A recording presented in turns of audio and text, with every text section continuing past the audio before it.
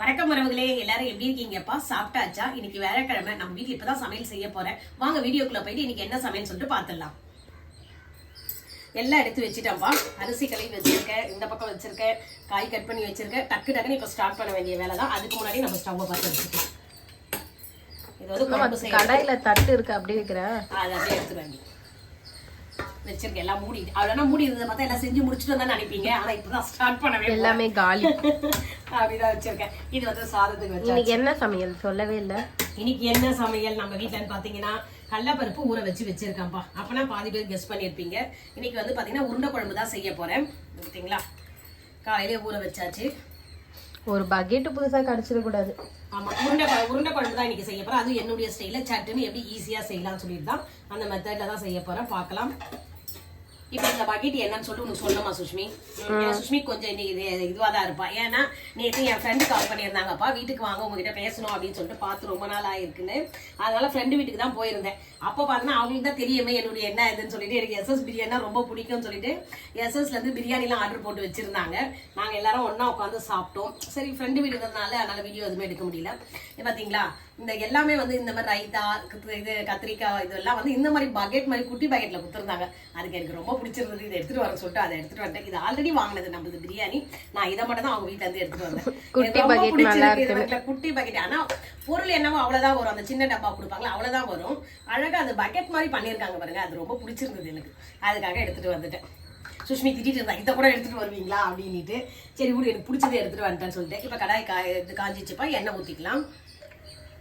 எல்லாத்துக்கும் திட்டக்கூடாது. இதெல்லாம் பாக்கிறதுக்கு அவ்வளவு அழகா இருக்குது. செஞ்சிருக்காங்க பாத்தீங்களா? எத்தனை பேருக்கு இந்த மாதிரி குட்டி குட்டி பொருள் பிடிக்கும்னு சொல்லிட்டு சொல்லுங்கப்பா. எனக்கு ரொம்ப பிடிக்கும். இந்த மாதிரி குட்டி பொருளா எடுத்துட்டு வந்து வச்சுப்பேன். எல்லாருக்கும் தான் பிடிக்கும். அதுக்கு நான் அவங்க வீட்டுல இருந்தா ஃப்ரெண்டு தானே, என்னுடைய டியர் ஃப்ரெண்டு பாவ. அதனால எடுத்துட்டு வந்தேன். இல்லைன்னா அவங்க ஆசையா இப்ப எனக்காக வாங்கி வச்சிருக்காங்க. அப்புறம் என்ன, சரி. அதில் ஒன்று போட்டு வச்சிருக்கேன். நீ காட்டணும். இதில் தேங்காய் திருவி கொட்டி வச்சிருக்கேன். இதில் வந்து உருண்டைக்கு அரைக்கிறதுக்காக, வடைக்கு அரைக்கிறதுக்காக அந்த பொருள்லாம் போட்டிருக்கேன். சோம்பு, பூண்டு, காஞ்ச மிளகாய் போட்டு வச்சிருக்கேன். இப்போ திடீர்னு நீங்கள் யாராவது ஒரு சட்னி வேணும், குழம்பு வேணா, இனிமேல் இதில் தான் கொஞ்சம் ஊற்றி கொடுத்துரும். கரெக்டாக ஊற்றி சாப்பிடுவீங்களா டிஃபனுக்கு? அப்படியே சாப்பிட்டு நான் டப்பா டம்முன்னு தூக்கி போடுவேன். ஆமாம், சுஷ்மிக்கு பிடிக்கவே பிடிக்காதுப்பா இந்த மாதிரி டப்பா. நான் சிங்க்ல போட்டுன்னு வச்சிங்களேன், அவங்க சாமான் தேய்க்க வர சொல்ல எல்லாத்தையும் டிஸ்போஸ் பண்ணிடுவாங்க, குப்பை தொட்டியில் போட்டு விட்டுருவாங்க. பிளாஸ்டிக் பாக்ஸ்லாம் சேர்த்து வச்சுனேன். அப்படி இல்லை, நீ அழகா இருக்குல்ல பார்க்கறதுக்கு, அதுக்காக தான். சரி, எண்ணெய் காஞ்சோடனே எப்பவுமே போடுற மாதிரி தான்ப்பா. கடுகு எடுத்திருக்கேன் 1 ஸ்பூன், 1/2 ஸ்பூன் வந்து சீரகம், 1/4 ஸ்பூன் வந்து வெந்தயம் எடுத்திருக்கேன். அது வெந்தயத்தை போட்டுக்கலாம்.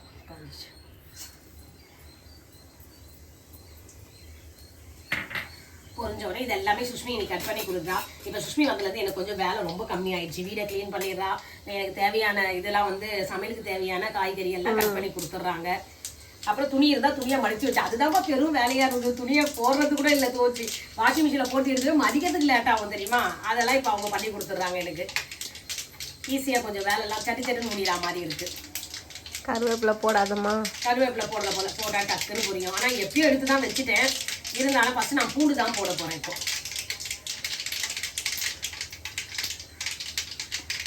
பொரிஞ்சிச்சு. இந்த நேரத்தில் பூண்டு போட்டுக்கலாம்ப்பா. அதுவும் தான் பொரிஞ்சு.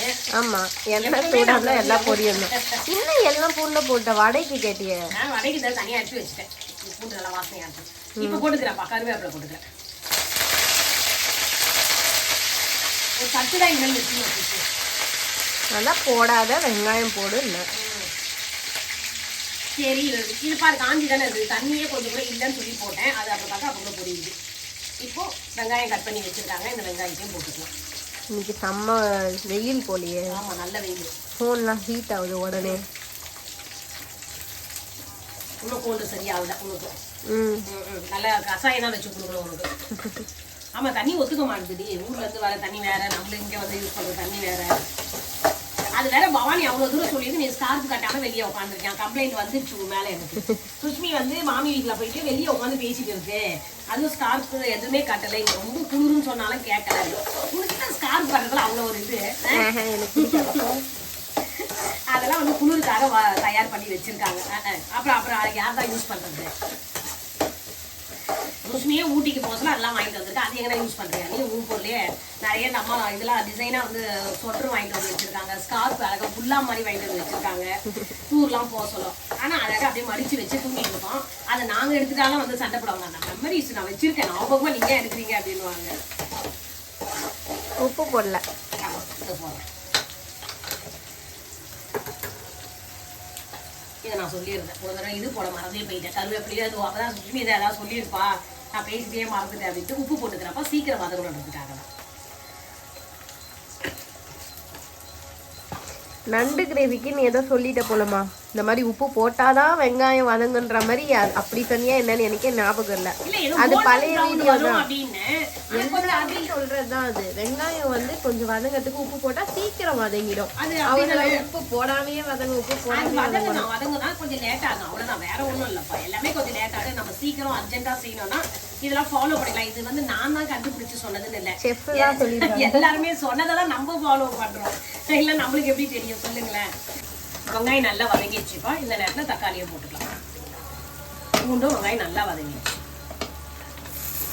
தக்காளி இப்ப என்னதான் தெரியல, இங்க பாத்தீங்களா, பாக்கிறது நல்லா ரெட் கலர் பழம் மாதிரி தான் இருக்கு, பழமா. ஆனா வந்து கட் பண்ணா வந்து கல்லு மாதிரி தான் இருக்கு. அது இந்த குளிருக்கு அப்படிதான் இருக்கும் போல இருக்கு. நீங்களும் உங்களுக்கும் அப்படிதான் இருக்கா என்னன்னு சொல்லிட்டு கமெண்ட் பண்ணி சொல்லுங்கப்பா. ஏன்னா ஒரே திட்டாங்க, எப்ப பாரு வாங்கிட்டு வரோம், நீங்க என்ன இப்படி சொல்லிட்டே இருக்க, நல்ல பொருள் தான் நாங்க வாங்கிட்டு வரோன்றாங்க. ஆனா கட் பண்ண சொல்லதான் தெரியுது. இன்னைக்கு சுஷ்மினா கட் பண்ணா எப்படி இருந்துச்சு சுஷ்மி உங்களுக்கு? மேல பழம் மாதிரி தெரிஞ்சது. தக்காளி இந்த சீக்கிரம் வந்து கொஞ்சம் உப்பு போட்டுக்கிறேன். கொஞ்சம் கொஞ்சமா தான் போடுறேன். லாஸ்ட்ல வந்து நம்ம எல்லாமே குழம்புலாம் கரைச்சி ஊற்றிட்ட பிறகு டேஸ்ட் பார்த்துக்கலாம்.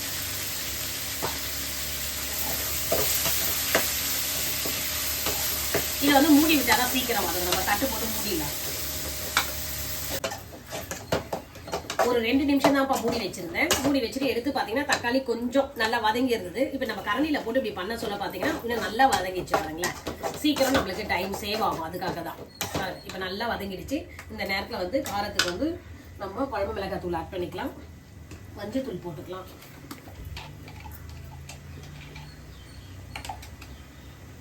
அரை ஸ்பூன் மஞ்சள் தூள் போட்டுக்கலாம்,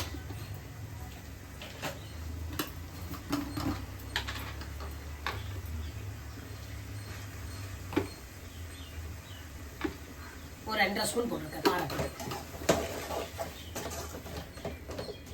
போட்டு குழம்பு இந்த மிளகாத்தூளுடைய பச்சை வாசனை போகணும். அது வரைக்கும் நல்லா கலரி விட்டு எண்ணெய் கொஞ்சம் பிரிஞ்சு வரும். அந்த நேரத்தில் வந்து நான் பார்த்தீங்கன்னா ஒரு பெரிய லெமன் சைஸ் புளி எடுத்திருக்கேன், அதை கரைச்சி வச்சிருக்கேன், அது ஊற்றி நல்லா கலரி விடணும். பார்த்தீங்களா, தக்காளியும் இந்த இது மசாலாவும் நல்லா மிக்ஸ் ஆகிடுச்சுன்னா உங்களுக்கு நல்லா குழம்பு வந்து திக்காக வரும். அதுக்காக தான் கலரியாச்சு.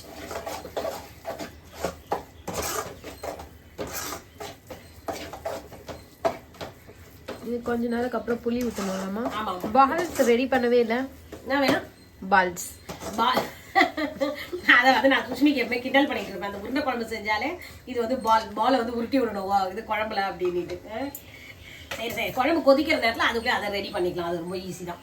போட்டு மிக்சியில் போட்டு இதில் ஜாரில் ஒரு சுற்றி மசாலா போட்டு உருண்டை பிடிச்சி போட வேண்டியதுதான். சரி, இந்த பத்தியா எண்ணெய் பிரிஞ்சு வந்துச்சு. இந்த நேரத்தில் புளி கரைச்சி ஊற்றிக்கலாம்ப்பா. கொஞ்ச நேரம் கலரி விட்டு வச்சாலும் இங்கே பார்த்தீங்களா மசாலா நல்லா வாசமாக இருக்கும். அப்போதான் கரைச்சி வச்சிருக்கேன், ஃபில்டர் பண்ணி அப்படியே ஊற்றிடுவேன். இது வந்து குழம்பு கொஞ்சம் தனியாகவே தான் வைக்கணும், ஏன்னா உருண்டை போட சொல்ல திக்காயிடும். கொதிக்கிற நேரத்தில் அரைக்க போறியா? ஆமாம் ஆமாம், கொதிக்கிற நேரத்தில் அரைக்க போகிறேன். அதுக்கு இங்கே பாருங்க, அரைக்கிறதுக்கும் சொல்லிடுறேன். நான் கடலப்பருப்பு ஊற வச்சிருக்கேன்ப்பா. ஒரு கைப்பிடி வந்து கொஞ்சம் தோரம்பருப்பு போட்டிருக்கேன். கடலப்பருப்பு தோரம்பருப்பு. ஆமா, கடலப்பருப்பு வந்து 200 கிராம் போட்டிருக்கேன். ஒரு கைப்பிடி அளவுக்கு தோரம்பருப்பு போட்டிருக்கேன். அது கொஞ்சம் நல்லா வாசனையா இருக்கும், கடை சாப்பிட சொல்லும். அதுக்கு வந்து பாத்தீங்கன்னா 1 ஸ்பூன் வந்து சோம்பு எடுத்திருக்கேன், ஒரு 4 வந்து பூண்டு எடுத்திருக்கேன், காஞ்ச மிளகாய் ஒரு 3 எடுத்திருக்கேன் காரத்துக்கு. ஃபர்ஸ்ட் இதை போட்டு அரைச்சிட்டு அதுக்கப்புறம் இதை போட்டு அரைக்கலாம். குழம்பு நல்லா கொதிச்சிச்சுப்பா. இந்த நேரத்துல வந்து நான் சிம்ல வச்சுட்டேன். வடைக்கும் நான் மாவு அரைச்சிட்டேன். எப்படி பாத்தீங்கன்னா இப்ப நம்ம வடைக்கு வந்து எப்படி அரைப்போம்னா கொஞ்சம் கொரகொரப்பா அரைப்போம். இதுக்கு வந்து அப்படியே அரைக்க கூடாது. இங்க பாருங்களேன், கொஞ்சம் மசியவும் இருக்கணும், ஆனா ரொம்ப மசிஞ்சு இருக்க கூடாது. அந்த மாதிரி மெத்தட்ல அரைச்சிக்கணும். அப்பதான் நல்லா இருக்கும், உருண்டை சாஃப்டா வரும். கூட வந்து கொஞ்சம் வெங்காயம் பொடிசா கட் பண்ணியிருக்கேன், கொத்தமல்லி இந்த பாத்தீங்களா, கொத்தமல்லி கருவேப்பிலை போட்டிருக்கேன். இதுக்கு தேவையான உப்பு மட்டும் போட்டுக்கணும். ஆல்ரெடி குழம்புக்கும் உப்பு போட்டிருக்கோம், இதுக்கு தேவையான உப்பு போட்டிருக்கோம். இப்போ இதை நல்லா பிசைஞ்சு உருண்டை பொரிச்சு போட வேண்டியதுதான். அதுக்குள்ளேயே பாத்தீங்கன்னா பீட்ரூட் பொரியல் பண்றதுக்காக இங்க கடாய் வச்சிருக்கேன், எண்ணெய் ஊற்றிருக்கேன். அதுக்கு வந்து பாத்தீங்கன்னா 1 ஸ்பூன் வந்து கடலப்பருப்பு எடுத்திருக்கேன்.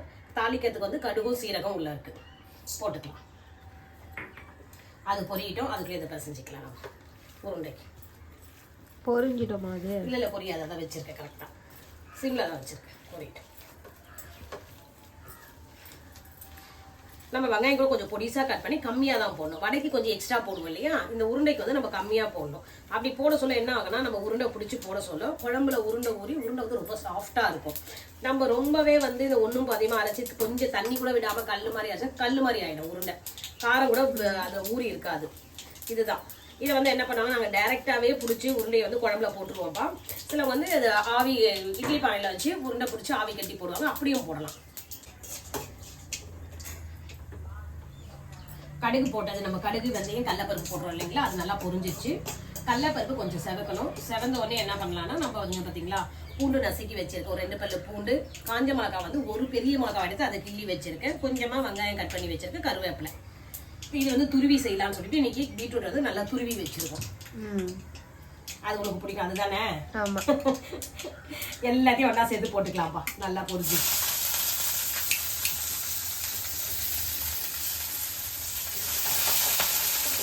இது கொஞ்சம் எண்ணெயில் வதங்கினோடனே நம்ம பீட்ரூட்டையும் சேர்த்துக்கணும்.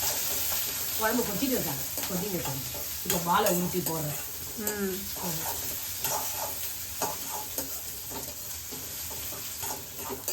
அது நம்ம உருட்டி வச்சுக்கலாம்ல. என்ன பீட்ரூட் பண்ணிட்டு உருட்ட போறியா?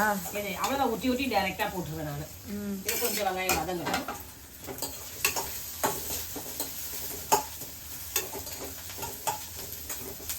வதங்கிட்டு விட்டோம் அதுக்குள்ளே எடுத்தீங்களா, நல்லா பிசைஞ்சு வச்சுட்டோம்ப்பா. அளவான உருண்டை எடுத்து கரண்டி எடுத்துடலாம். இதுவே நல்லா கொதிச்சு திக்காயிடுச்சு. இது பாருங்க, அழகான ரவுண்ட் ஷேப்ல போட்டு பால் போடணும். ஆமா, பால் போட்டதெல்லாம் உள்ள போயிடும், நம்ம கலக்கவே கூடாது குழம்பு. அவங்களா வெந்து மேல வருவாங்க அழகா, அதுதான் நம்ம இது போட்ட பால் வந்து வெந்துச்சுன்னு அர்த்தம்.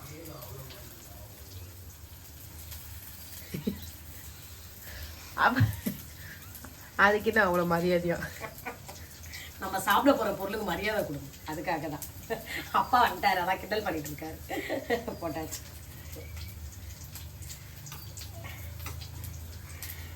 அப்படி டக்கு டக்குன்னு உருட்டி போடும்போது நம்ம ஒரு தட்டில் வச்சுட்டு கூட உருட்டி எடுத்து அதுலயும் போட்டுக்கலாம், அப்படியும் பண்ணலாம். எல்லாமே நம்ம விருப்பம் தான், பழக்கம்ல.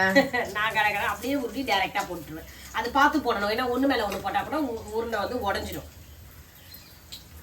நீ உடையாம அந்த உருண்டைங்கள் எல்லாம் போட்டு எடுக்கிற. இப்ப எத்தனை உருண்டை போட்டான்னு தெரியலையே, மீதி ஒரு அடைக்கி வச்சுக்கலாம். நான் என்ன வைப்பேன் அப்போ, ஒரு ஃபர்ஸ்ட் வந்து 2ன்னா, அப்ப நைட்டுக்கு ஒரு 1 3, ஒரு நான் ஒருத்தருக்கு வந்து 3ன்னு கணக்கு வச்சு நான் அப்படி போடுவேன். ஒரு எக்ஸ்ட்ரா 2 போடுறது, யாராவது குழம்பு கேட்டாங்கன்னா அவங்களுக்கு ஒரு 2 உருண்டை போட்டு தரலான்ட்டு. இல்ல ரொம்ப திக்காயிடும். வெங்காயம் வதங்கிச்சா பாருமா? வதங்கிச்சு.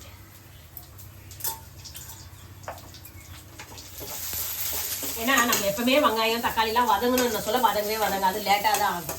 அதுக்கு டைம் கொடுத்து வதங்குன்னு சொல்ல சீக்கிரம் வதங்கிடுவாங்க அவங்க. இப்ப வந்து நம்ம பீட்ரூட்டையும் போட்டு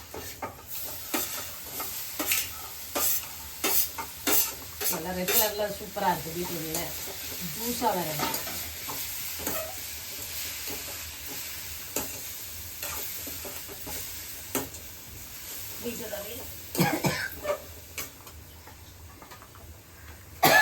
இதுக்கு தேவையான உப்பு போட்டுக்கலாம்.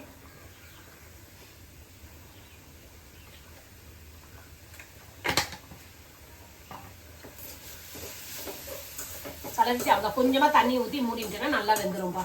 பீட்ரூட் பொரியல் ஈஸியாக ரெடி ஆகிடுச்சு. ரெடி ஆகிடும், அவ்வளோதான். பொரியல்லாம் ரொம்பவே சிம்பிள். காயை கட் பண்ணி போட்டு எண்ணெயில் வதக்கினாலே அது பாதி வெந்துடும்.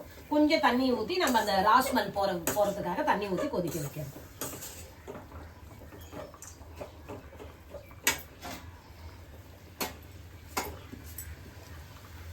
வதங்கினதுதான் தண்ணியா? அவ்வளோதான். நீ பாதி உருண்டை போட்ட, ஒண்ணு வெந்துரும் ஒண்ணு வேகாம இருக்க போகுது. அது அப்படிலாம் கிடையாது, எல்லாம் ஒண்ணே வெந்து அந்த உருண்டை வெந்து வரட்டும். எல்லாமே நம்ம அப்படியே போட்டோன்னு வச்சுங்க, உருண்டை ஒன்னோட ஒன்று இடிச்சுக்கின்னு உடஞ்சிடும், தூளாயிடும். பாத்தியா நிற்கிது மேலே இருக்காங்க உருண்டை வந்துச்சு. இந்த தெரியுதா? கான்சென்ட்ரேட் பண்ணி ஒழுங்கா போட்டாதான் இருக்கும். நான் என்னடி பாலாடி அடிக்க போறேன். இது என்னது அங்க பாத்தியா, இந்த சைடு மேல வருது தெரியுதா? அது வெந்துருச்சுன்னு அவ்வளவு சீக்கிரம் வந்துட்டாங்க. போட்டா மேல வருவாங்க. ஆல்ரெடி குழம்பு திக்காயிடுச்சு. ஆமா, எண்ணெய் பிரிஞ்சதெல்லாம் அப்படியே ஒன்னொன்னா பிரிகிறாங்க. இதெல்லாம் வந்து நீ அங்க பேசுறதுனால கேக்கல. போ, ஊர்ல வந்து அடிக்கடி இதெல்லாம் செஞ்சு கொடுப்பாங்க. ஏன்னா இது ஒண்ணு மட்டுமே செஞ்சுட்டு நம்மளுக்கு சைடிஸ் எல்லாம் எதுவுமே செஞ்சே தர மாட்டாங்கப்பா. கீரை இருந்தா முருங்கைக்கீரை பறிச்சு பொரியல் பண்ணுவாங்க. அதுக்கும் டைம் ஆயிடுச்சு அப்படின்னா இந்த உருண்டையே தான் எல்லாருக்கும் ஒரு 4 உருண்டை வச்சு கொடுத்துருவாங்க. இதை வச்சே சாப்பிடுங்கன்னுட்டு அவ்வளவுதான், ஈஸியா முடிஞ்சிடும் சமையல். இன்னும் கொஞ்சம் எக்ஸ்ட்ரா வச்சு மறுநாள் டிஃபனுக்கும் வச்சுப்பாங்க, சூப்பரா இருக்கும். பாத்தீங்களா, நல்லா குழம்பு கொதிச்சு உருண்டெல்லாம் வெந்து மேல வந்துருச்சு. இதுதான் நம்ம போட்ட வந்து உருண்டை வந்து வேகலைன்னா உள்ளே இருக்கும். நல்லா வெந்துச்சுன்னா அவங்க மேல வந்துருவாங்க லேசாகி. பெருசு பெருசா போட்ட போலியம்மா உருண்டை. இல்லடி அது ஊறி அப்படிதாண்டி இருக்கும். நான் திட்டமா உங்க எதிர்க்க தானப்பா போட்டேன். மேஜிக் எல்லாம் அது அதே தண்ணி கொஞ்சம் இது பண்ண சொல்ல அப்படிதான் பெருசாயிடும். அது ஊறுதுல குழம்புலயே, அதுதான் அப்படி ஆயிடுச்சு. நல்லா எல்லாம் வந்து நல்லா வாசம் வந்துருச்சு, குழம்புடைய வாசனை நல்லா வந்துருச்சு. இந்த நேரத்துல வந்து கொத்தமல்லி கொஞ்சம் கருவேப்பிலை இருக்கு தூவி நம்ம ஆஃப் பண்ணிட வேண்டியதுதான். குழம்பு ரெடிப்பா. சூப்பரான உருண்டை குழம்பு, அதுவும் சிம்பிள் மெத்தட்ல செஞ்சிருக்கேன். டேஸ்ட்டும் சூப்பரா இருக்கும். இந்த மாதிரி ஒரு தடவை நீங்க செஞ்சு பாருங்க. இந்த சைடு பாத்தீங்கன்னா பீட்ரூட் பொரியலும் ரெடி ஆயிடுச்சு. எப்படிங்களா, பீட்ரூட் சூப்பரா தண்ணியெல்லாம் இழுத்து நல்லா வெந்து சூப்பரா இருக்கு. இந்த நேரத்துல வந்து நம்ம தேங்காய் திருவி வச்சிருக்கோம் இல்லையா, போட்டுக்கலாம். தேங்காய் துருவி அதுல வச்சியா? ஆமா, அதுக்கு திருவி அதுக்குன்னே அதுல டப்பால போட்டு மூடி வச்சிருக்கேன். எவ்வளவு வேணுமோ எடுத்துட்டு மீதி வேணா நம்ம ஃப்ரிட்ஜ்ல வச்சுக்கலாம்ல, அதுக்காக தான். ஏன்னா அதிகமா இதுதான் வச்சிருக்கேன். அப்பளமா? ஆமா, அது வத்தல் பொரிக்கிறதோ வத்தல் எடுத்தேன் பொரிக்கிறதுக்கு, அதுக்காக வச்சிருக்கேன். அவ்வளவுதான். இன்னைக்கு நம்ம வீட்டு சமையல் வந்து உருண்டை குழம்பும் பீட்ரூட் பொரியல் அப்பளம். இதுதான்ப்பா நம்ம வீட்டு சமையல். உங்க வீட்டுல என்ன சமையல் சொல்லிட்டு சொல்லுங்க. இதோட இந்த வீடியோ முடிச்சுக்கலாம்ப்பா. இந்த மாதிரி மெத்தட்ல செஞ்சு பார்த்துட்டு உருண்டை குழம்பு எப்படி வந்ததுன்னு சொல்லிட்டு எனக்கு கமெண்ட்ல சொல்லுங்க. அப்படியே வீடியோக்கு லைக் கொடுத்துருங்க, ஷேர் பண்ணுங்க, சப்ஸ்கிரைப் பண்ணுங்க. நெக்ஸ்ட் வீடியோல பார்க்கலாம். பை.